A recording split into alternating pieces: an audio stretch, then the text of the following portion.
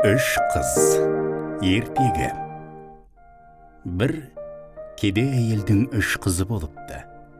Солардың қарнын тойдырып, киіндіріп, қадырынан кем қылмай өсіру үшін әйел күндіз түні тыным таппай еңбектеніпті. Қарлығаштың балапандарындай қауырсындар қатып, қыздар бой жетеді. Ай жүзді аруларға елдің көзі түспей қойсын ба.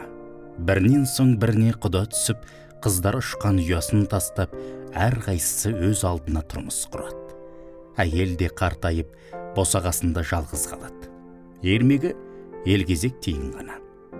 Көңілін қайғы басса, шер тарқатып әңгімелесетін де сол тиын екен. Осылай күн артынан күндер өтеді. Бірде кемпір науқастанып төсек тартып жатып қалады. Досым тиын, сен қыздарыма хабар жеткіз, көзімнің тірісінде бақылдасып қалайын дейді кемпір. Тиын ең алдымен кемпірдің үлкен қызына келіп, оның тілегін жеткізеді. Қап, барар едім, бірақ мына екі керсеңді тазалап жатыр едім, дейді үлкен қызы қолы тимей, мұрнынан тіреліп жатқандай кейіп сөйлеп. Сен екі керсеңді тазалап алайын дейсің бе, дейді тиын ашуланып. Сонда мәңгі бақи солардан айырылмай өт. Осыны айтқанда үстел үстінде тұрған екі керсең жерге қарғып түсіп, бірі қыздың алдынан, екіншісі артынан жабысады да, қыз гүрс етіп құлап үлкен тасбақаға айналады. Тиын енді ортаншы қызға жетіп, анасының хабарын айтады. Ортаншы қыз: ой бармай, анама қазірақ шауып жетер едім-ау, бірақ жәрмеңкеге мата тоқып апаруға үлгере алмай жатқаным, деп күйінген сыңай танытады. Тиын ызаға булығып: мата тоқып жатыр едім дейсің бе? Онда мәңгі бақи соны тоқып өт, дейді де жүріп кетеді. Ортаншы қыз өрмекшіге айналады да жорғалай жөнеледі. Тиын асығып кемпірдің кенже қызына келеді. Ол қамыр илеп жатыр екен.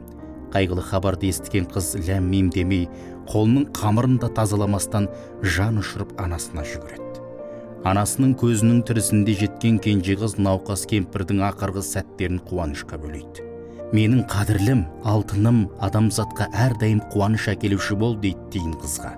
Сонда адамдар сенің немере шөбереңді, ұрпағыңды ардақтайды.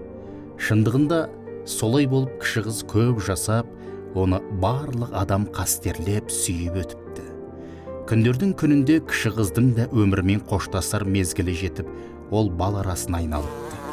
Аралар бүкіл жаз бойына тыным таппай, адам баласы үшін бал жинаумен әлек.